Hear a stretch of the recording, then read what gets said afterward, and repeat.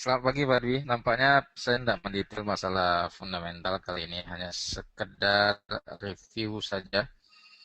Eh, kita diskusi saja nih Pak Dwi pagi hari ini. Semoga apa yang kita bahas ini memiliki satu wacana baru bagi teman-teman semua dan investor untuk melihat outlook market dan strategi serta trading plan yang baik. Kita mulai dulu Pak Dwi dari performance dolar selama periode tahunan ya. Kita ukur dengan osilator periode tahunan dengan persentase indeks di mana sepanjang sejarah nih dolar ini pernah di angka 100, hampir di 115 dolar indeks. Nah, sekarang ini berada di kisaran 80. Apa yang terjadi dengan dolar indeks selama tahun 2000 sampai di tahun 2008 ya. Kita mulai dari sini. Ini terjadi pelemahan dolar yang cukup panjang di mana strategi Amerika Serikat sebenarnya sudah terprediksi di masa-masa yang akan datang terjadi inflasi dan bubble eh, ekonomi ya. Sehingga hal itu menjadi kenyataan di tahun 2008 di mana perbankan kesulitan dalam likuidasi, kemudian kredit juga macet, ditambah pengangguran yang bertambah sehingga eh, terjadi lonjakan-lonjakan yang cukup luar biasa. Sehingga kalau kita korelasikan dengan krisis di Amerika Serikat, sebenarnya di 2008, krisis Amerika Serikat itu dolarnya malah menguat gitu ya. Judulnya di tahun 2008 itu adalah safe haven. Namun kehebatan Amerika Serikat dari 2000 sampai 2008 sebelum krisis subprime mortgage ini sebenarnya adalah eh, skenario ekonomi untuk mengumpulkan sumber daya bahan baku serta energi untuk mempertahankan kelangsungan ekonomi Amerika Serikat.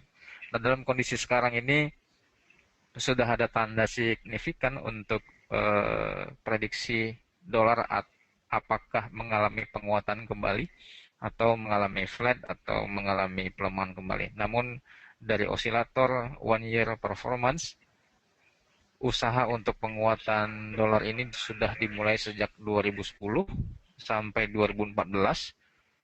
Ini yang akan menjadi ekspektasi di masa yang akan datang bahwasanya tapering itu akan dilakukan. Namun tidak semerta-merta terhadap komoditi minyak dan oil. Nanti kita lihat pada pertemuan berikutnya. Namun khusus untuk hari ini saya hanya ingin membahas mata uang saja. Yang kedua adalah grafik performa euro selama 2008 sampai sekarang. Ini trennya mengalami penurunan, berusaha mengalami apresiasi sejak 2012, namun melewati batas tren dan support dan posisi eh, trader juga menempatkan sell posisi ya. Ini terjadi dikarenakan ekonomi zona Uni Eropa yang melambat ditambah nanti kasus lagi krisis di Perancis yang sedikit mulai memanas dan memuncak. Italia juga dikhawatirkan akan terjadi likuidasi di beberapa bank swasta ataupun bank-bank dari overseas negara lain. Nah, Pak Dwi barangkali sebelum saya lanjut, ada sebuah gambaran besar kepada kita dengan melihat histori yang telah terjadi sebelumnya dengan bahasan kajian fundamental yang sudah kita kupas belakangan terakhir ini. Untuk outlook euro barangkali Pak Dwi bisa ditambahkan sedikit Pak.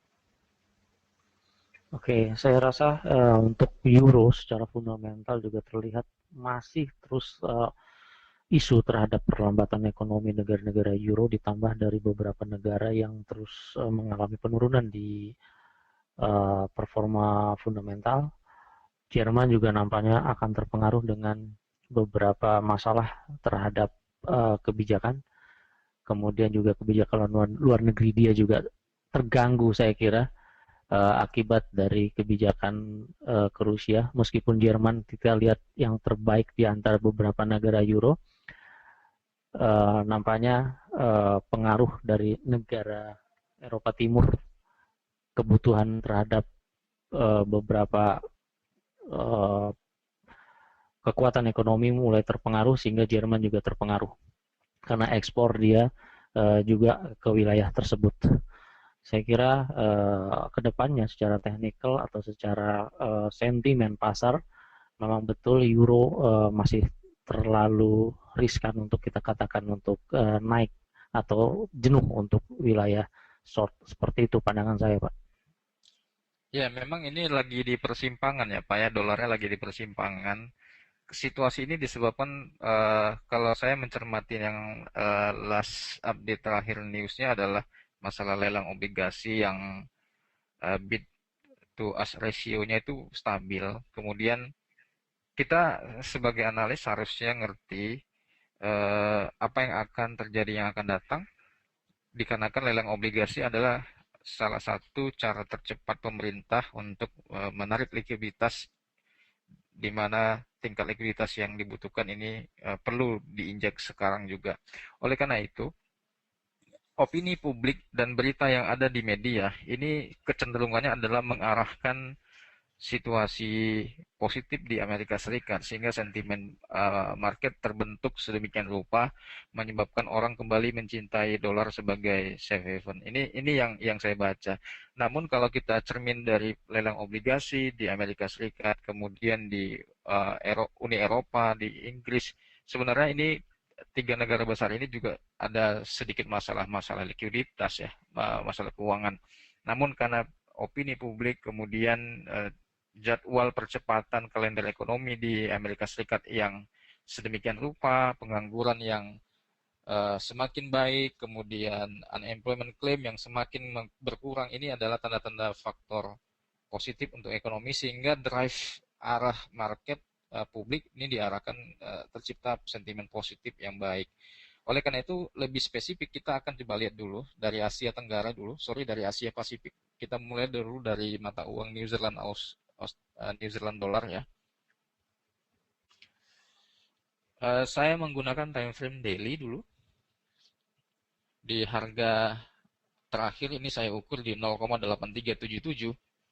Untuk support dan resisten periode ke depan ini, untuk jangka pendek untuk resisten strongnya di 0,8500. Namun ranging area sampai di 0,82 sekitar 300 poin ini akan terbentuk berkaitan dengan masalah itu tadi ya, di persimpangan dolar yang kalau kita lihat secara garis besar jelas banget dolar memang sedang strong untuk jangka pendek, tapi sedang di persimpangan apakah nanti di kuartal pertama di bulan Oktober untuk di Amerika Serikat ya. Amerika Serikat ini kuartal pertama ekonominya di bulan Oktober, kebijakan-kebijakan baru negaranya ini apakah menjadi sebuah hal yang positif kepada pemerintah Amerika Serikat, atau jangan-jangan pengalihan investasinya ke Indonesia di yang juga tahun fiskalnya di bulan Oktober, fiskal pertamanya nanti pemerintahan yang baru. Nah, sehingga ada forecast untuk di New Zealand US dollar sebelum Oktober dan Desember ya, saya tandai di sini.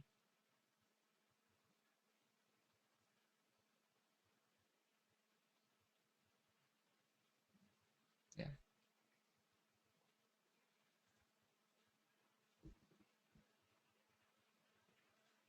Di sini Pak Dwi, sebelum menjelang Oktober Desember, market akan eh, bergerak di area resisten dan support yang saya gambar di depan di grafik, di mana resisten satu untuk New Zealand di 0,8403 dan resisten duanya di 0,8464. Ini mendekati wilayah SMA 20 hari di time frame untuk pivot di weekly.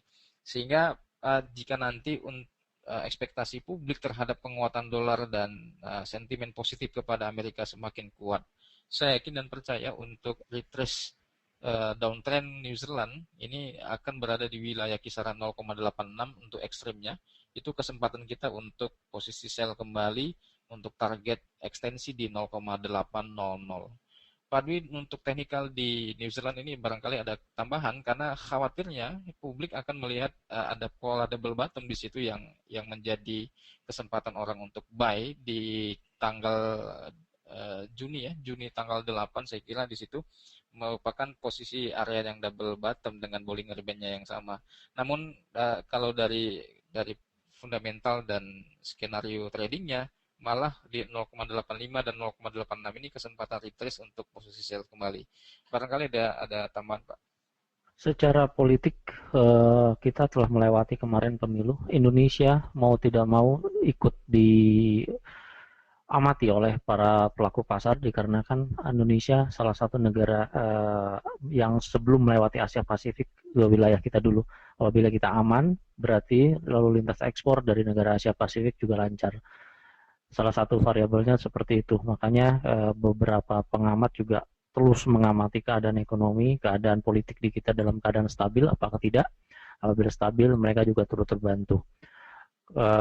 Kemudian yang menjadi pelemahan dari New Zealand dollar menurut pendapat saya, hal yang terdekat adalah wilayah dari pengumuman tingkat suku bunga kemarin.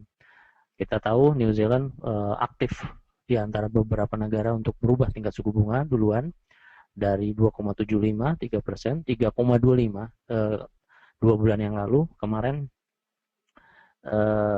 ternyata tidak memberikan arahan positif untuk menaikkan kembali tingkat suku bunga.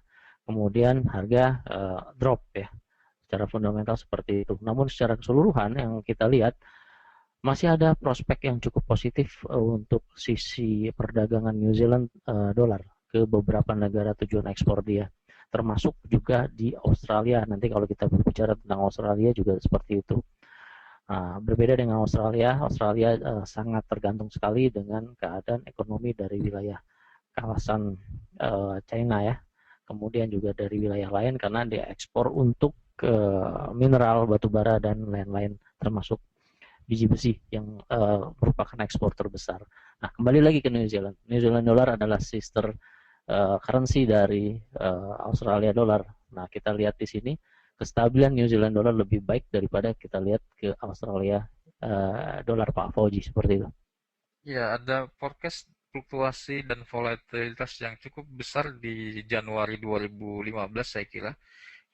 Januari 2015 itu adalah kuartal keempat untuk New Zealand ya, sehingga ada range volatility yang cukup besar di situ Pak Dwi. Oleh karena itu untuk skenario trading di New Zealand di Januari untuk tahun depan itu saya rasa eh, akan membuat tingkat risiko cukup tinggi ya. Sebelum nanti arahnya di kuartal pertama 2015 dimasuk di bulan April 2015. Oke, kita akan lanjut dulu ke Australia, tetangganya. Saya juga melihat untuk Australia di mana kuartal pertama untuk Australia itu dia dimulai dari bulan Juli ya. Dari bulan Juli, ini sekarang sudah bulan Agustus. Oleh karena itu, eh, formasi untuk di Australian dollar itu berada di kisaran kolom support dan resisten wilayahnya. Ada resisten strong itu di situ di eh, garis kuning moving average 200 SMA, di mana itu menjadi sorry 100 ya, SMA 100 di resisten 1 0,93 dan 0,9360-an itu menjadi eh, SMA 55 di periode monthly dan resisten 2 di 100 SMA di periode weekly dan menjadi resisten strong untuk di Australia News Dollar. Nah, ada penyempitan Bollinger Band di time frame daily ini Pak Dwi. Namun overall sampai di Januari Maret saya kira ini uh, akan terjadi korelasi yang signifikan dengan New Zealand tadi dan di kuartal keempat nantinya Australia ini akan sedikit belakangan dia bergeraknya ya. Overall untuk bearish Aussie ini menjadi strategi plan kita untuk short sell kembali di 0,9362. Ada tambahan Pak Dwi?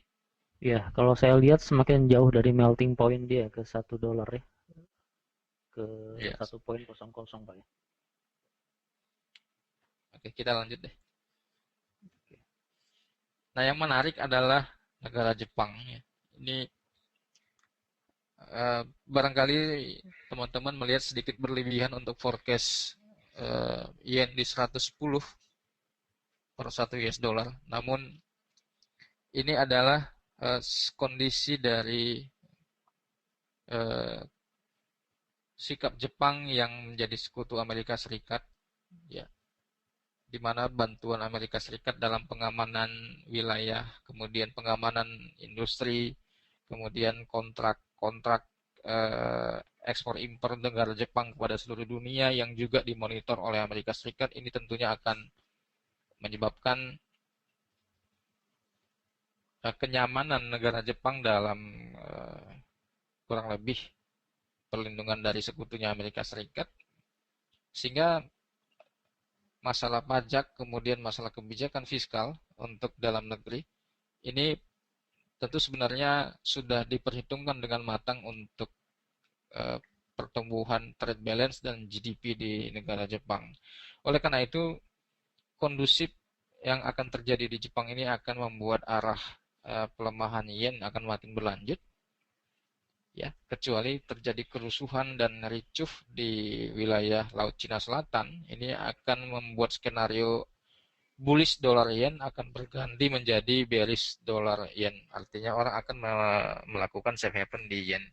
Namun dari forecast yang saya buat di Oktober sampai Desember 2014, ya, berarti 2 bulan lagi kurang lebih untuk USD Japanese Yen ini strong supportnya adalah di teritori 103 untuk di Oktober, dan untuk periode sekarang sampai menjelang September ini supportnya di 102,74 adalah support 3, resisten 1 periode weekly sebelumnya menjadi area support sekarang yang menjadi target penempatan buy limit. Pak Dwi ada tambahan barangkali informasi yang Pak Dwi Saya dapat sangat mengenai. tertarik dengan keadaan dolar yen ini disebabkan pertama dari hubungannya dengan Amerika Serikat. Amerika Serikat kita tahu inflasi cukup bagus 2,1 bertengger di 3 bulan, kemudian 2% kemarin diumumkan sedikit menurun, dan juga terlihat inflation rate yang terjadi di Jepang juga cukup bagus yaitu 3,6. Jadi sama-sama tahunan ya, inflation rate tahunan sama-sama menunjukkan tingkat keterhubungan yang cukup bagus. Kemudian dari seminggu ke belakang kita lihat dari pergerakan dolar semuanya menurut Pak. Artinya dolar indeks naik, dolar Swiss naik, dolar Kanada naik, dan seluruh yang berbasis dolar semuanya naik, dolar yen juga naik. Nah ini Iya, merupakan momen-momen yang sangat bagus sebetulnya untuk memasuki pasar dikarenakan ketiga ke berapa ya, 4 atau 5 pers sendiri menyatakan seragam. Jadi tidak ragu-ragu sebetulnya kalau saya ingin masuk pasar untuk memasuki dolar yen maupun dolar Swiss maupun terhadap major currency juga cukup bagus untuk penurunan. Saya rasa seperti itu, Pak. saya suka kata-kata menurut itu Pak ya. Jadi nurut itu dolar paritas major base currency-nya. Counternya itu sedang lagi menurut. Kalau kalau kita kaitkan dengan Indonesia, USD kira-kira nanti Indonesia menurut nggak Pak ini? Nurut sama penguatan dolar atau malah bangkang dari penguatan dolar? Kalau itu fundamental kita sekarang yang lagi fokus terhadap fundamental pemilu, Pak ya. Kalau Oke. ekonomi ekonomi dunia ternyata seperti itu. Tapi kalau kita sekarang lagi fokus ke hasil pemilu kita nih. Kemarin Ya, sempat melemah, kemudian menguat kembali yang cukup bagus hari ini ya. ya, ada beberapa situasi yang sebenarnya di video Anda bisa lihat di YouTube atau di mana saja tentang memanasnya di Laut Cina Selatan antara Vietnam dengan China. Saya sebenarnya mau menunjukkan video itu pagi hari ini, cuman masih ada kendala teknis. Tapi ada kekhawatiran masalah wilayah lalu lintas laut di Cina Selatan. Tapi sebenarnya posisi Jepang sekarang sudah sangat safety sekali karena backup dari Amerika Serikat ini yang membuat Jepang tidak lagi merasa khawatir akan terjadi gejolak antara Taiwan dan China. Nah, yang lagi diam-diam sekarang ini Korea Utara. lagi belum ada newsnya yang kita dengar dan kita baca. Iya. Apakah ada drama di balik itu atau memang menunggu situasi di Indonesia yang presiden baru nanti Jokowi? Karena kemarin saya baca koran, Presiden Korea Utara malah mengundang Presiden Jokowi untuk membahas masalah ekonomi. Saya masih agak kabur masalah ekonomi Indonesia nih Pak Di. Namun yang jelas forecast di Jepang ini adalah di 105 dan 106 sebagai potensi buyback untuk penguatan dolar. Kita lanjut di euro, langsung dari Asia kita tinggalkan dulu. Zona Uni Eropa di mana ada kekhawatiran di perbankan Italia dan di Prancis. Uh, Kemarin juga sebenarnya di Jackson Hole itu ada simposium baru, ada simposium Pak Dwi. Di Wah, ada Forex ya. Factory barangkali tidak ada newsnya ya, tapi kita bisa lihat ada simposium di situ di Jackson Hole. Termasuk dari beberapa banker dan Presiden ECB dan Van Rompuy juga sebagai Presiden Uni Eropa ini diundang. Ini ngebahas masalah ekonomi Uni Eropa yang sedang dalam kondisi mengkhawatirkan khusus di Italia dan di Perancis. Oleh karena itu untuk forecast, saya melihat dengan data fundamental tadi pagi, mana manufacture, German manufacture, retail ini angka semua, sehingga untuk ini akan kanan dari pendolar sentimen publik juga sedang ada penguatan. Saya buat peta resisten data strong di support di periode itu 136, namun ada count tak terduga intervensi CB terhadap uang. Untuk resisten saya kira mendekati ya poin 3 menjadi area dan di 35 di 2000 di unit ini menjadi kesempatan sell ya. 1 poin dan 1.3 adalah wilayah yang disarankan untuk penempatan sell kembali. Namun continuation bisa sampai 1.2. Untuk pivot naik paritas trade balance antara euro dan kisaran dan ke Asia angka realnya di nekar il untuk internasional di Uni Eropa. Pak Adi ada tambahan? Iya, masalah simposium memang perlu diingatkan juga oleh kita semua bahwa ada simposium 3 hari nih, tanggal 21 hingga tanggal 23. Dia membahas tentang evaluasi tentang tenaga kerja. Jadi judulnya Evaluating Labor Market Dynamics dari beberapa negara, seperti apa pandangan terhadap pengangguran sepertinya. Untuk euro dolar, saya lihat juga seperti tadi sudah diulas, terjadi penurunan cukup signifikan hingga ke kuartal pertama 2015, 1,3 juga dimungkinkan menurut saya, Pak. Oke.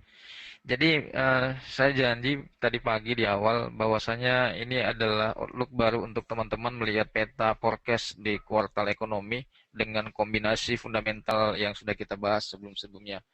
Kita lanjut dulu di pound sterling yang agak sedikit lebih ekstrim. Kenapa demikian? Karena ada kaitan dengan obligasi yang masih diminati di Inggris, masih ada sentimen publik yang terbagi terhadap ekspektasi dan acceptable UK sebagai negara yang mendominasi ekonomi Eropa, sehingga sangat besar sekali volatilitas range untuk di pound sterling. Saya membuat pattern untuk forecast di kuartal ketiga 2014 1.71 dan 1.66, di mana nilai tengah 1.68 ini masih menjadi area abu-abu untuk penentuan tren. Oleh karena itu teman-teman, sekali lagi bagi Anda yang sudah menempatkan posisi buy di 1.65 50-an atau di 65-70-an di harga sekarang, tetap menjaga area support di 1.6449 atau di 1.6500 karena masih ada rentang harga 130 poin lagi kurang lebih ke bawah untuk menyentuh support 2 1.6449, di mana ini adalah data grafik weekly. Kalau bisa lihat kita nih support 3 ya. Jadi hati-hati teman-teman yang menempatkan posisi buy jika nanti market tiba-tiba di akhir pekan ini terjadi rebound, paling untuk exit point di 1.68. Nah, wilayah teritori di 1.70 ini kemungkinan akan bisa dia sentuh kembali untuk flattening areanya, sehingga gradual decrease untuk forecast kuartal 3 dan kuartal keempat dan kuartal pertama di 2015 ini menjadi nilai tengahnya adalah 1.6700 dengan ekstensi 1.63, kemudian pivotnya kembali 1.67. Kita lanjut lagi untuk di emas. 1280-an, kemudian sempat menyentuh di 1178. Pak Dwi Aviono kemarin sudah menyampaikan bahwasanya itu adalah low di Desember 2013 tahun lalu, dan itu sudah tersentuh ya. Jadi formasinya tepat di wilayah garis trendline support. Itu adalah wilayah yang diidam-idamkan dan ditunggu untuk penempatan posisi buy. Kenapa masih juga rekomendasi buy disampaikan berkaitan dengan bulan Oktober nanti rencananya tapering akan diputuskan oleh Janet Yellen? Karena begini, masalah investasi bagi seorang investor yang memiliki aset berkecukupan akan menjadi pilihan yang sulit menentukan di aset mana untuk menempatkan investasi. Yang jelas, jika risk on, ya, jika risk on atau minat resiko ini kembali hadir, maka pasar ekuitas atau pasar modal dan saham ini menjadi pilihan. Namun jika risk off kembali datang, di mana tapering itu diputuskan, kemudian ada sentimen dolar menguat, tidak semerta-merta terhadap komoditi satu yang ini, karena saya khawatir itu akan menjadi anomali yang berbeda. Saya tidak bisa jelaskan sekarang, nanti barangkali hari Selasa depan. Pilihan pada saat risk off yang pertama yang jelas adalah di obligasi atau di surat hutang. Kita sudah lihat treasury yield 10 tahun Amerika Serikat ini meningkat grafiknya. Kemudian yang kedua adalah setelah obligasi, yang kedua adalah deposito ya, atau certificate of deposit, sertifikat deposito, CD kalau di Amerika Serikat. Deposito yang kedua, yang pertama tadi adalah obligasi, yang ketiga adalah emas. Ya, adalah emas. Jadi jika nanti risk off pada saat investor melihat kehati-hatian di bulan Oktober, kemudian di Inggris dan Uni Eropa juga di bulan Oktober akan terjadi sentimen atau sikap publik risk off dahulu ya, agak lebih hati-hati. Oleh karena itu pilihan kepada obligasi, deposito, dan emas ini akan menjadi pilihan menarik. Namun demikian, strong support di 1178 yang sudah dia sentuh kurang lebih tetap menjadi perhatian kita untuk support berikutnya di 1245 atau di 1250 untuk jaga-jaga jika teritori trendline supportnya breakout. Demikian morning briefing dari Medan. Pak Dwi bisa disimpulkan. Oke, masalah emas menurut bahasa saya, uang murah sudah tidak ada lagi bulan Oktober karena pinjaman untuk stimulus juga berakhir, sehingga pilihan untuk di emas terbuka luas. Terima kasih Pak Fauzi morning briefing. Kesimpulan yang didapat adalah pergerakan market untuk menengah dan jangka panjang tetap melihat ke depan adalah tahun fiskal yang akan terjadi di bulan Oktober 2014 ini menjadi fokus utama, termasuk ke stimulus yang telah berakhir diforecastkan untuk dari beberapa analis seperti tersebut, sehingga dapat kita manfaatkan momen itu untuk transaksi di pasar finansial seperti currency pairs maupun komoditi derivatif. Kemudian terima kasih Pak Fauzi, dari seluruh materi ini diharapkan dapat mendapatkan info yang berguna untuk kita semua untuk melihat pandangan sejauh mana pergerakan dari seluruh mata uang yang kita bahas tadi, termasuk di emas, kemudian respon terhadap pergerakan market di pasar finansial lainnya. Mudah-mudahan seluruh informasi dapat diterima oleh kita semua. Seluruh informasi yang ada disampaikan merupakan salah satu informasi yang diperlukan dalam pengambilan keputusan, namun bukan merupakan satu-satunya informasi untuk melaksanakan posisi trading tanpa diimbangi dengan money management yang baik. Terima kasih. Morning briefing kali ini saya kira cukup. Selamat bekerja.